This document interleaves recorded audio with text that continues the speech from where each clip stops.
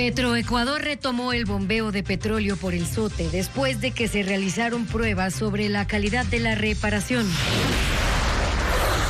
3 balnearios de Esmeraldas están cerrados por recomendación del Ministerio de Ambiente tras el derrame de crudo. Televistazo visitó uno de ellos, Las Palmas. En la comunidad Cañitas, en Charapotó, los habitantes construyen muros con sacos de tierra para proteger sus casas de las inundaciones, pues con cada aguacero una de sus calles principales de 800 metros se convierte en un río. El correísmo quería obtener mediante el Consejo de Participación 3 vocales en el Consejo de la Judicatura para lograr mayoría, según consta en los chats del caso Ligados. En un inusual pronunciamiento, el presidente del Tribunal Supremo de Justicia de Estados Unidos criticó a Donald Trump por ignorar la orden de un juez federal y deportar a cientos de venezolanos y salvadoreños usando una ley de enemigos extranjeros. Televistazo presenta cursos vacacionales en los que los niños aprenden oficios como bomberos, peluquería canina y gastronomía. Es 19 de marzo del 2025, amigos, buenas tardes. Empezamos Televistazo contándoles que el Sote reanudó el bombeo de petróleo. ¿Qué tal, Gaby? Hola, Estefi, amigos, bienvenidos. A pesar de la reparación del tramo dañado, hay riesgo de un nuevo deslave debido a las lluvias.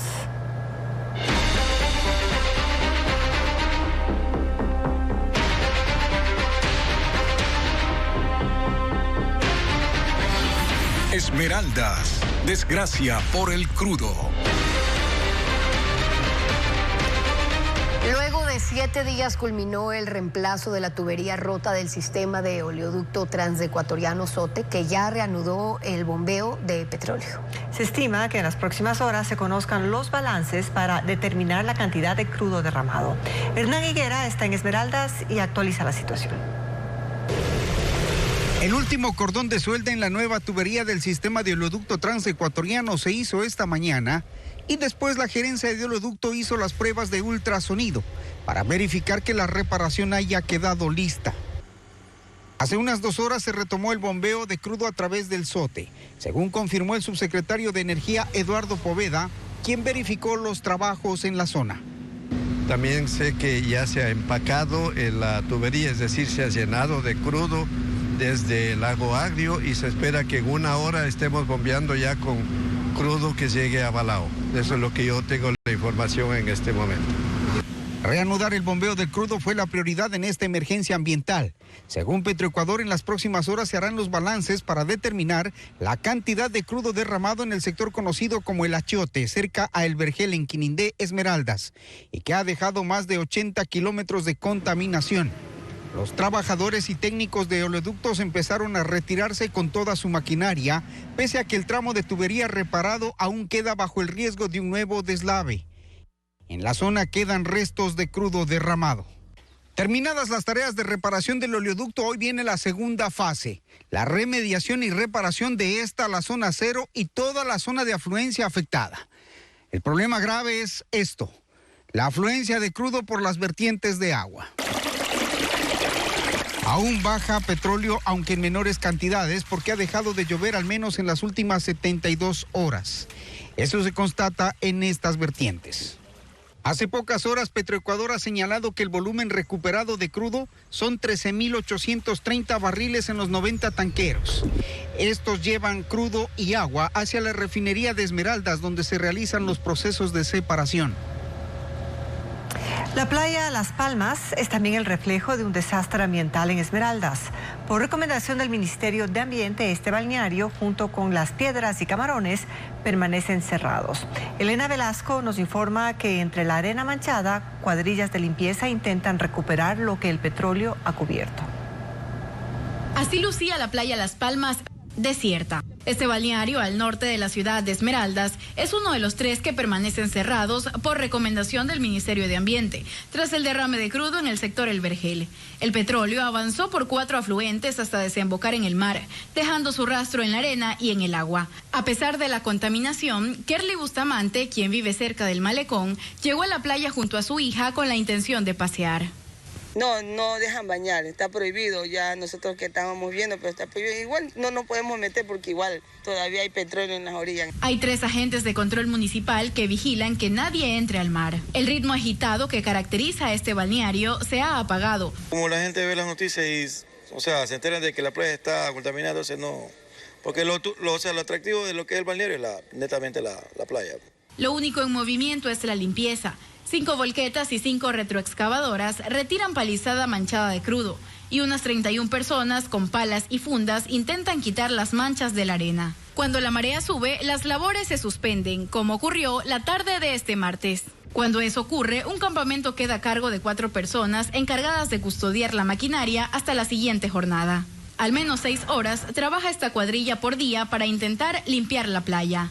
Además de Las Palmas, las playas de Las Piedras y Camarones permanecerán cerradas al público por disposición del COE Nacional.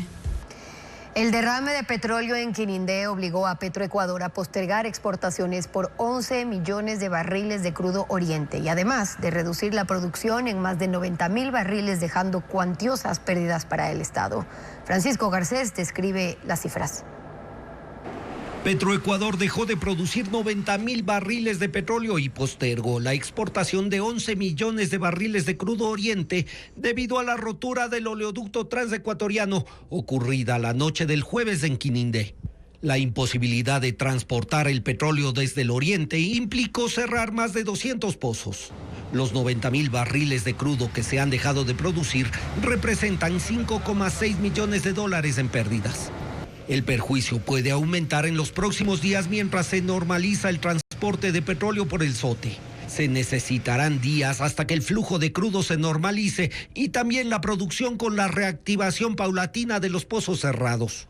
Cuando eso suceda, se normalizarán también las exportaciones. Por lo pronto, debido a la emergencia, los envíos de crudo Oriente, que es el de mejor calidad, están postergados. Petroecuador tiene firmados 4 contratos de exportación de este tipo de crudo, comprometiendo el envío de 11 millones de barriles desde este mes hasta mayo, que representan $726 millones. En la programación establecida en esos contratos, 14 embarques debían ser despachados hasta abril y por ellos el Estado debía facturar $420 millones.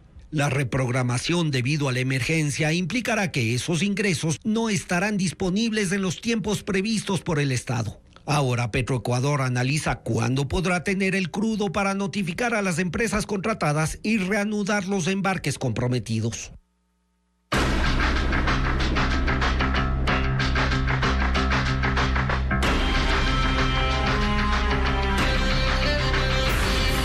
Liga Azul. Los cueros al sol. El expediente del caso Liga 2 recoge chats del celular del ex consejero Augusto Verduga. Las conversaciones evidencian que el correísmo quería tener el control del Consejo de la Judicatura, poniendo los nombres de las ternas para el concurso que aún no inicia en el Consejo de Participación. Informa Fabiola Santana. El correísmo quería tener la mayoría en el nuevo Consejo de la Judicatura, cuyo concurso está estancado en el Consejo de Participación. Para ello buscaba poner los nombres de las ternas de 3 instituciones: Presidencia, Asamblea y Defensoría Pública. Para los de la presidencia buscaban retrasar el concurso con la esperanza de que Luisa González gane. Así lo dice Augusto Verduga, consejero destituido en el chat grupal Buró 2.0. Es cierto que Fantoni y sí están apurados para que sea Novoa quien envíe una de las ternas. La RC, en cambio, quiere que esto demore para que sea Luisa quien envíe la terna. La terna en la que sí tuvo injerencia el correísmo, según los chats, fue en la de la Asamblea.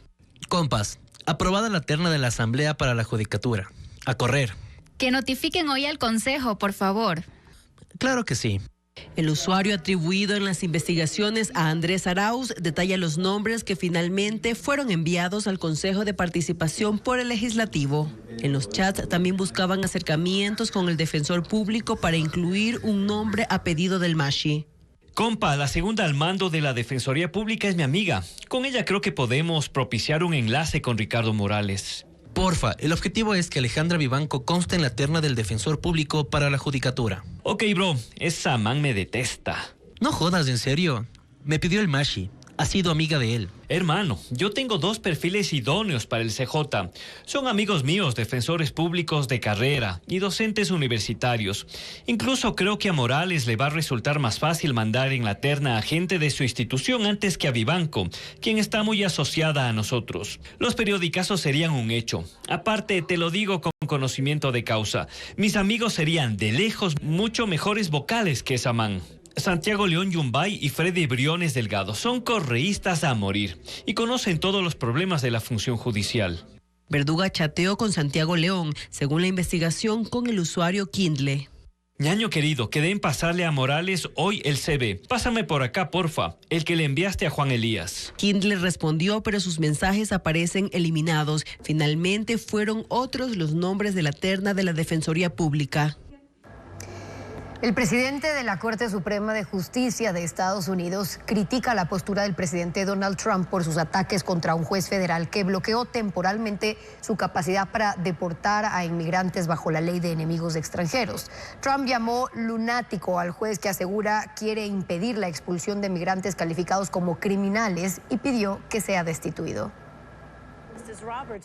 Es poco común que el presidente del Tribunal Supremo de Estados Unidos se pronuncie sobre asuntos políticos. Pero el juez John Roberts lo hizo al rechazar las declaraciones de Donald Trump, en las que instaba a destituir al juez federal James Boasberg, quien bloqueó la orden de deportar a un grupo de venezolanos el pasado fin de semana.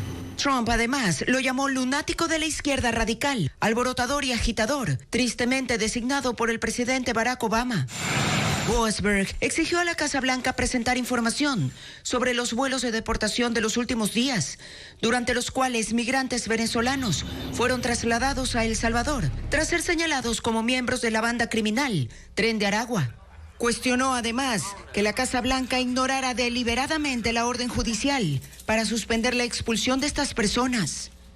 Grupos proinmigrantes aseguran que en el grupo de más de 200 venezolanos enviados a la cárcel de máxima seguridad de El Salvador el domingo, había personas que estaban gestionando sus casos de residencia legal, pero el Servicio de Control de Inmigración y Aduanas sostiene que investigaron cuidadosamente a cada uno de ellos antes de deportarlos. El Departamento de Justicia ha solicitado a una corte de apelación que retire al juez Boasberg del caso de las deportaciones, alegando un ejercicio inapropiado de competencias. Es así que la ley de enemigos extranjeros invocada por Trump para expulsar migrantes ha provocado una pugna entre el Poder Ejecutivo y el Judicial, que podría llegar hasta la máxima corte de Estados Unidos. En breve, 600 familias temen que los desbordamientos de una quebrada terminen arrasando sus casas en la comunidad Cañitas, en Charapotó, Manabí, y han aplicado un mecanismo para evitarlo. Ya le contamos.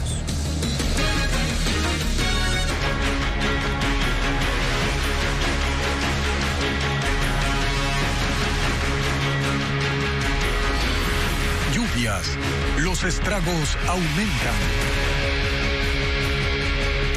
La comunidad Cañitas en Charapotó se ha convertido en el epicentro de la emergencia invernal en Manabí. Desde febrero, el desbordamiento de una quebrada ha provocado 5 inundaciones, dejando a 600 familias sin otra alternativa que proteger sus casas con sacos de tierra, en un intento desesperado por contener el agua.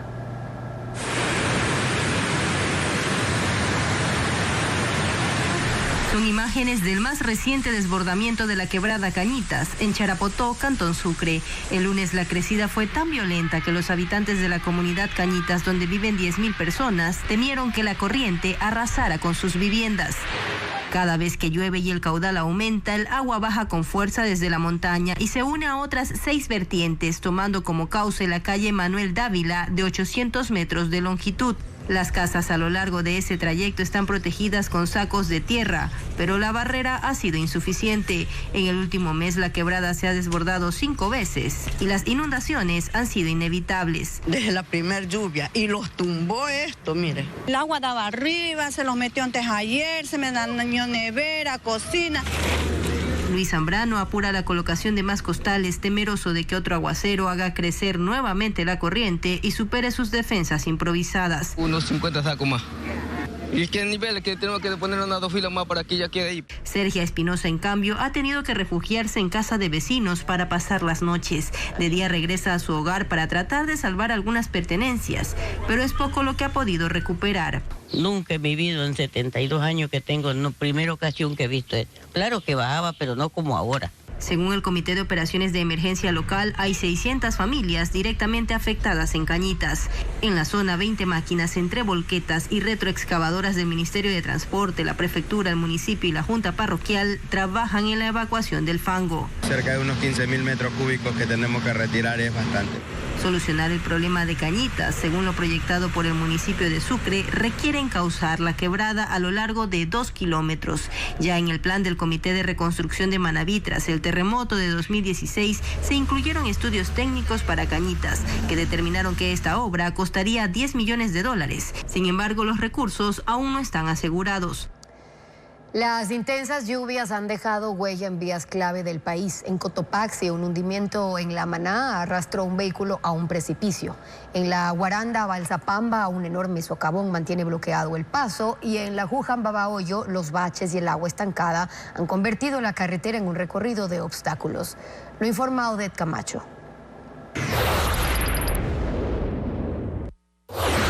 El tráfico es un caos en la vía Babahoyo-Juján. En esta carretera de 4 carriles, los conductores invaden el sentido contrario para esquivar los enormes huecos formados por el agua estancada. Desde inicios de febrero, 4 tramos de la vía han permanecido anegados, deteriorando el área. A medida que el agua desciende, han quedado al descubierto cerca de 100 agujeros de distintos tamaños, complicando el paso de los 20.000 conductores que transitan a diario por esta ruta. Esperemos que a ver si ya las autoridades intervienen, porque está destrozado. De urgencia que intervengan ya las autoridades, aprovechar que está ya bajado el agua también. Los huecos han sido identificados en su mayoría por moradores de los recintos cercanos. Son agricultores que tras perder sus cultivos han encontrado en esta labor una forma de obtener algo de dinero. Pasan el día en el agua, señalando los puntos críticos a los conductores a cambio de una retribución voluntaria. Algunos conductores colaboran, otros siguen de largo. Ante el mal estado de la vía, el tránsito es lento y las maniobras deben hacerse con extrema precaución. La temporada invernal afecta al cantón La Maná en Cotopaxi. En el kilómetro 90 de la vía E30, en el sector Las Tinieblas, un tramo de la carretera colapsó, lo que provocó que un vehículo cayera a un precipicio de 100 metros. Los bomberos de Pujilí rescataron a los 5 ocupantes del río Pilaló. Todos resultaron heridos. A lo largo de 150 kilómetros de esta ruta que conecta la costa con la sierra, hay 5 deslizamientos que complican la circulación de 2.000 vehículos diarios. El 70% de ellos, transporte pesado. Nos afecta totalmente porque, dese cuenta, es un peligro la vía. Así, dese cuenta, estemos viajando, se vaya, no sabemos, y uno confiado que la vía quedó bien y a lo que regresemos ya está con ese talud. Maquinaria de la Prefectura de Cotopaxi y del Ministerio de Transporte y Obras Públicas trabaja en la limpieza de los derrumbes. Además, en 3 puntos críticos se han colocado postes de cemento móviles como advertencia. En la provincia de Bolívar, los derrumbes persisten en la vía Guaranda-Balsapamba. El punto más crítico está en el kilómetro 64 de la ruta E491. El paso está completamente restringido. Debido a la geografía montañosa de esta ruta, que desciende de la zona alta del subtrópico, se han generado varios deslaves, desde el kilómetro 64 hasta el 68. Por ahora, los transportistas pesados utilizan la vía Riobamba-Colta-Bucay como alternativa, mientras maquinaria avanza con la construcción de una variante en el sector afectado. El Banco Mundial destaca que el 40% de la plantilla de trabajadores del Metro de Quito sean mujeres. El organismo internacional acompañó el proceso de inclusión laboral bajo la premisa de que mientras más mujeres tengan un empleo, habrá más inversión en educación y salud infantil. En el Ecuador, la equidad de género en el empleo es una materia pendiente. Para tener una referencia, si un 39% de hombres tienen un empleo adecuado, solo el 26% de las mujeres se encuentran en esa misma condición. A esa diferencia se suma la salarial. Las mujeres que perciben un sueldo reciben en promedio $55 menos que los hombres. Avanzar hacia la equidad laboral es un asunto cuya importancia está más allá de la discusión de género. Un informe del Banco Mundial señala que la inclusión laboral de mujeres contribuye a la solución de otros problemas sociales. Cuando las mujeres trabajan, cuando tienen ingresos propios, los efectos positivos se extienden a sus familias y comunidades. El principal efecto se evidencia en el aumento de la inversión en educación y salud infantil. En Ecuador, el Banco Mundial acompañó el proceso que culminó con una presencia del 40% de mujeres en la plantilla de trabajadores del Metro de Quito, y no solo en labores administrativas. Hay conductoras, mecánicas y operadoras. Según el organismo, asegurar que las mujeres tengan igualdad de oportunidades en el empleo rebasa el criterio de la justicia social y hoy se enmarca como estrategia clave para el crecimiento económico y el bienestar de sus entornos.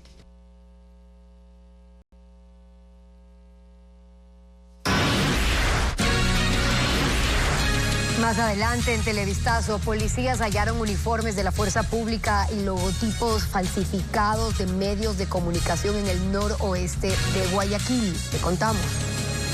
Este martes, el ejército descubrió una bodega clandestina con más de 5.000 galones de combustible en el cantón Machachi, en Pichincha. En los 2 últimos años, el Estado perdió $180 millones por los pinchazos al poliducto. Paul Romero con el informe. $180 millones perdió Petroecuador por el robo de combustible mediante pinchazos a la red de poliductos desde 2022 hasta la actualidad. Las perforaciones clandestinas a la tubería no paran. Este martes, una patrulla del ejército localizó una bodega de almacenamiento en la vía Latacunga-Machachi, en el límite provincial de Pichincha y Cotopaxi. Incautó 2 camiones con 5.220 galones de gasolina. La bodega estaba conectada a la tubería del poliducto con una manguera de 1.000 metros y acoples para la extracción. No hubo detenidos. La Unidad de Investigación de Delitos Hidrocarburíferos de la policía abrió un expediente para investigar a los propietarios de la bodega y de los vehículos.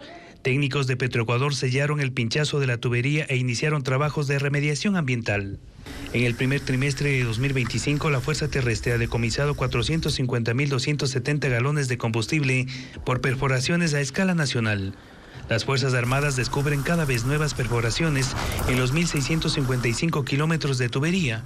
Las provincias de mayor incidencia de robo de combustible son Sucumbíos, Orellana, Esmeralda, Santo Domingo de los Áchilas, Santa Elena.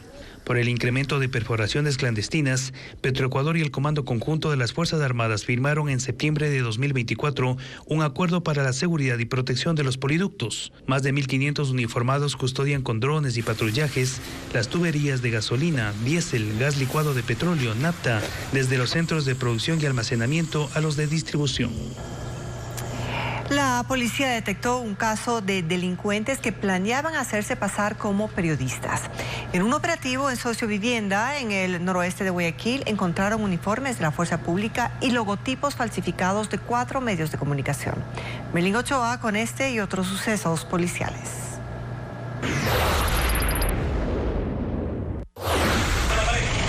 El bloque de seguridad realizó 80 allanamientos en los cantones Durán y Guayaquil. En esta última llegaron al sector de Nueva Prosperina en el noroeste. Los operativos comenzaron el lunes y culminaron la mañana de este miércoles. En el sector de Sociovivienda, los uniformados hallaron 3 cadáveres desmembrados en un botadero de basura. En el mismo lugar, dentro de un cajetín vacío, encontraron fundas que contenían uniformes parecidos a los que usan los policías y militares, además de logotipos falsificados de 4 medios de comunicación. Que la nueva modalidad que están utilizando estos grupos de delincuencia organizada no solo es fingir ser servidores policiales o militares, sino también pseudos periodistas, y dando ver a la ciudadanía de que es un operativo bien constituido y coordinado. En el caso de Ecuavisa, el diseño y aspecto del logotipo no corresponde al que actualmente utiliza este canal. La policía sospecha que quienes abandonaron estos artículos podrían tener nexos con varios robos en urbanizaciones privadas de la vía San Borondón esta semana y están revisando los videos de seguridad de esos sitios. El comandante zonal de la policía indicó que esta intervención fue contra las organizaciones criminales Tiguerones, Chone Killers y Latin King. 22 personas fueron detenidas. Dentro de las casas, además decomisaron 22 armas de fuego, 1,000 municiones, drones, panfletos extorsivos, motos robadas y cámaras de videovigilancia.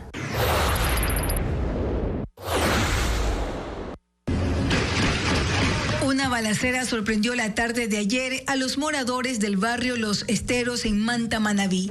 A las 6 de la tarde, 2 vehículos perseguían a otro y dispararon más de 30 veces. El hecho quedó grabado en este video en el que se pudo ver cómo 2 hombres con fusiles sacaban sus torsos por las ventanas de los autos. Los sicarios atacaron en medio del congestionamiento vehicular que había a esa hora. 2 policías en una moto pasaron por el lugar y los siguieron, pero lograron escapar.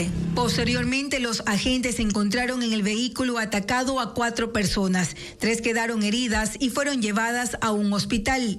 Los uniformados confirmaron que el automotor está blindado.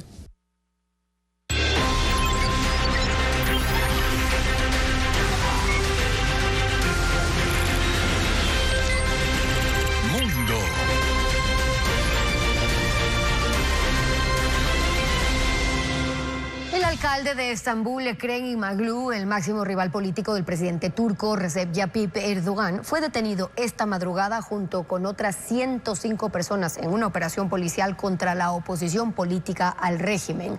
La fiscalía turca le acusa de supuestamente liderar una mafia criminal y de tener vínculos con la guerrilla kurda. Nos informa Iliana Suárez. Cientos de estudiantes de la Universidad de Estambul protestan contra la detención del alcalde Ekrem İmamoğlu y denuncian una persecución política en su contra, pues fue arrestado esta madrugada. Esto ocurre a 4 días de las elecciones primarias del partido de İmamoğlu, el Republicano del Pueblo, en las cuales escogerán a su próximo candidato presidencial para los comicios de 2028. Hasta hoy, el alcalde se perfilaba como el favorito. La policía llegó a su domicilio y lo arrestó, junto con varios de sus colaboradores. En total, el operativo dejó 105 detenidos.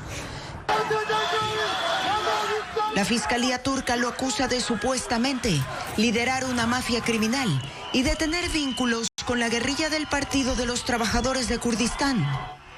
La Universidad de Estambul también le retiró el título de licenciado en Administración de Empresas, requisito obligatorio para ser candidato presidencial. Su esposa, Dilek İmamoğlu, tachó de calumnias políticas los cargos en su contra y rechazó el contingente policial rodeando su casa y el edificio del municipio. La gobernación de la provincia de Estambul prohibió movilizaciones callejeras durante 4 días, anticipándose a posibles protestas. Pese a esto, los seguidores de İmamoğlu están en las calles.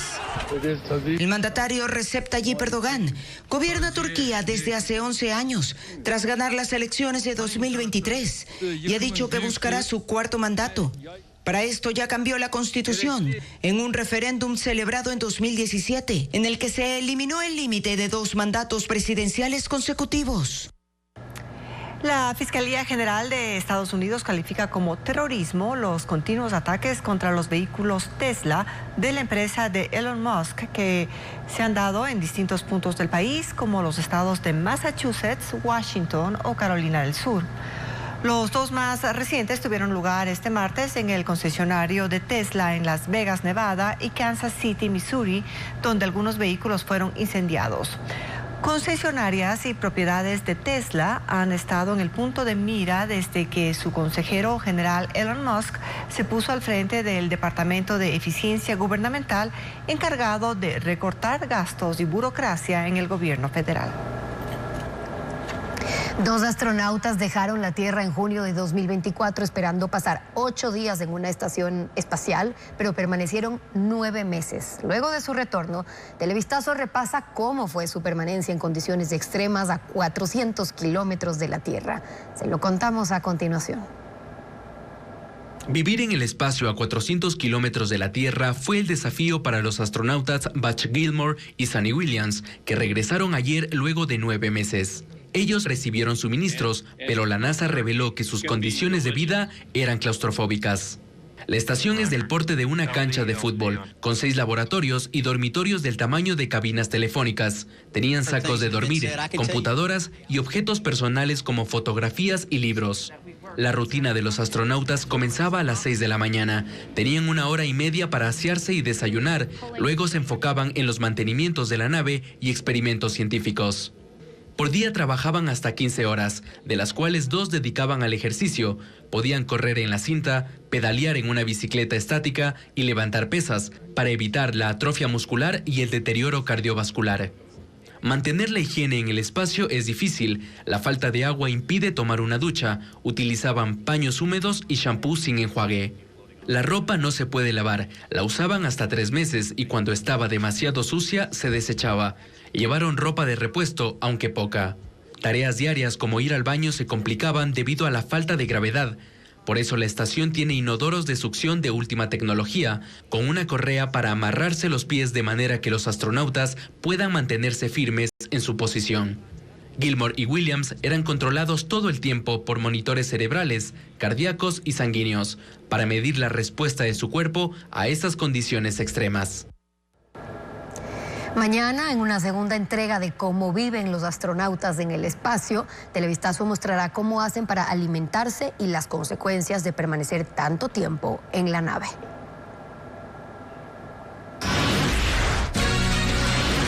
Luego de la pausa, los lugares habilitados para donar alimentos y otros productos a las personas y animales afectados en Esmeraldas por el derrame de crudo. La emergencia ambiental en Esmeraldas afecta a cerca de 500,000 personas y ante esto entidades públicas y organizaciones sociales han habilitado lugares para recibir donaciones que se entregarán en las zonas afectadas. Ante la emergencia que está pasando en Esmeraldas por el derrame de petróleo, se han habilitado lugares para quienes deseen realizar donaciones. En Quito, el Patronato Municipal San José habilitó 6 puntos de acopio para recolectar víveres y productos de higiene. Están en el Parque Bicentenario, antiguo aeropuerto de Quito, el Patronato San José, en las calles Chile y Benalcázar, el Comedor Comunitario San Bartolo en la avenida Ajaví y Huigra, al sur de la capital, y el Comedor Comunitario Calderón en las calles Manuel Enríquez y Rafael Larrea, al norte. También el Centro Especializado de Atención a Mayores en Los Chillos y en el Centro Especializado de Atención a Mayores en Tumbaco. El horario de atención es de lunes a domingo, de 8:30 de la mañana a 5 de la tarde.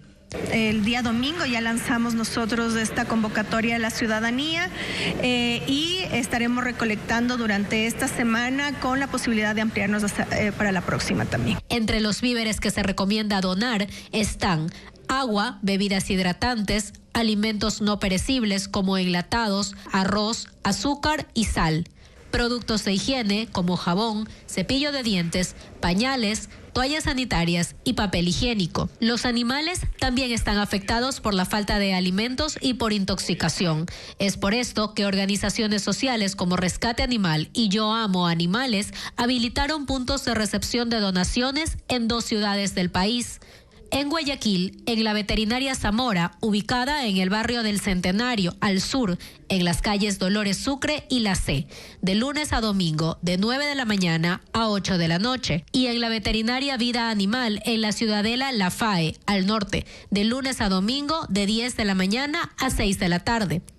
En Quito, el restaurante Tandana, en el barrio de Guápulo, calle Rafael León Larrea, de martes a domingo, de 10 de la mañana a 5 de la tarde. Y en la Clínica Veterinaria Cumbay, en Cumbayá. Las sugerencias de donación son alimento balanceado para gatos y perros, agua, jabón para limpieza de animales y medicinas.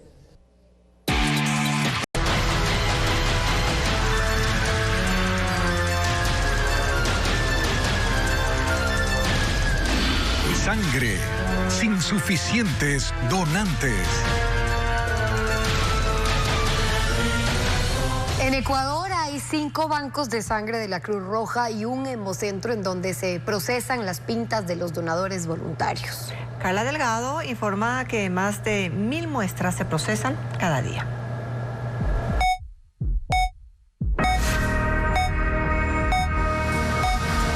Este es el hemocentro de la Cruz Roja del Ecuador. Aquí llegan cientos de pintas de sangre que se recogen a diario en el país. 255,000 son procesadas cada año. Aunque en Ecuador hay déficit de donadores desde la pandemia, el trabajo en los bancos de sangre no para. De las pintas preparadas por las 70 personas que acá trabajan, el 85% va a los hospitales públicos, el 15% a los hospitales privados. En el país, los servicios de sangre de la Cruz Roja procesan de 800 a 1000 unidades cada día y obtienen entre 1968 y 2460 componentes sanguíneos, concentrados globulares, plaquetarios y plasma. De todo esto, alrededor del 16% es desechado. Lo incineran por no cumplir con los parámetros de calidad. Esta empieza por la forma como se recoge la muestra, en estas bolsas cerradas herméticamente que contienen líquido anticoagulante y conservante. En el hemocentro entran en análisis. El laboratorio descarta que la sangre esté libre de VIH, sífilis, hepatitis B y C, entre otras enfermedades. Luego pasa a otro laboratorio en donde se hacen más verificaciones. Y en el laboratorio de biología molecular vamos a determinar la presencia de ADN o ARN del virus de hepatitis B, hepatitis C y HIV.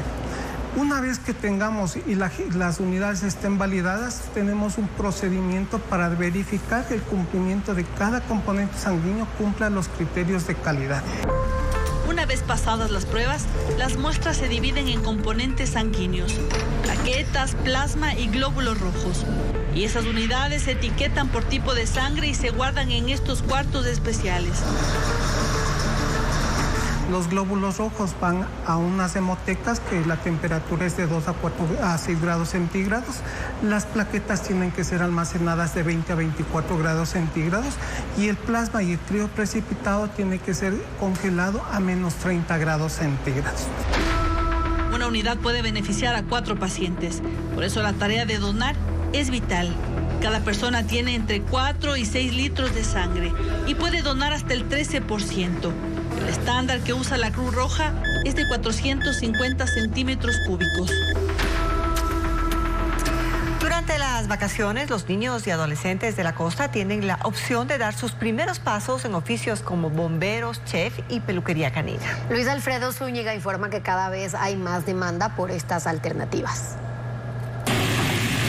Desarrollar habilidades culinarias es una de las opciones que tienen los niños y adolescentes para estas vacaciones en la costa. Las cocinas están listas en LSA Academia Culinaria en Guayaquil. Con sus gorros, delantales y herramientas, los jóvenes están aprendiendo a preparar desde donas glaseadas, pasando por pizzas con todos sus ingredientes, hasta platos típicos ecuatorianos como el tigrillo.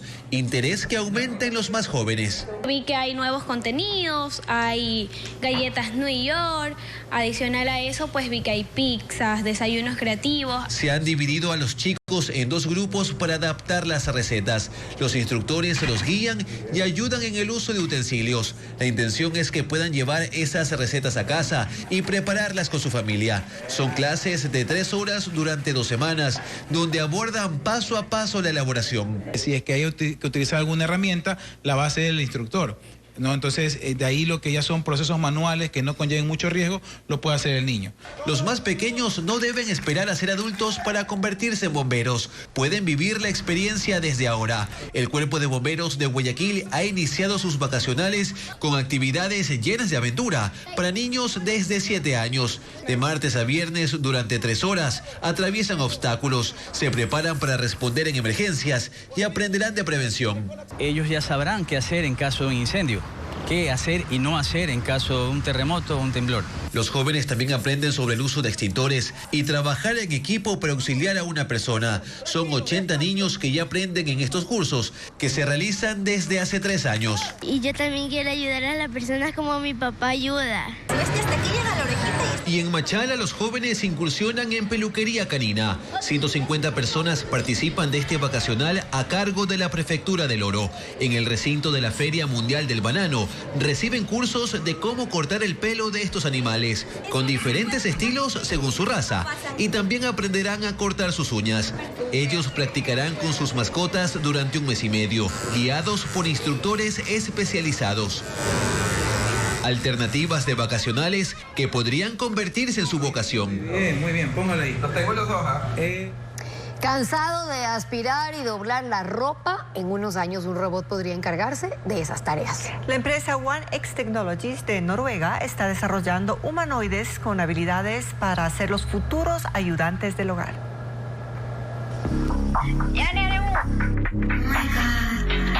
Él es Nio, el robot que muy pronto estará a disposición de las familias noruegas. Está diseñado para ordenar, limpiar, lavar la ropa, entretener y ser amigable. Tiene una apariencia futurista. Su armazón está cubierto por un traje gris y su rostro es una pantalla negra que parece un casco. Es desarrollado por OneX Technologies, una pequeña empresa noruega que ha logrado grandes avances en robótica con ayuda de la tecnología de inteligencia artificial de OpenAI. El sistema de Nio le permite aprender en todo momento, desde cómo interactúa su usuario hasta sus gustos, necesidades y rutinas. Nio está en la fase final de pruebas y sus creadores dicen que será lanzado al mercado el próximo año.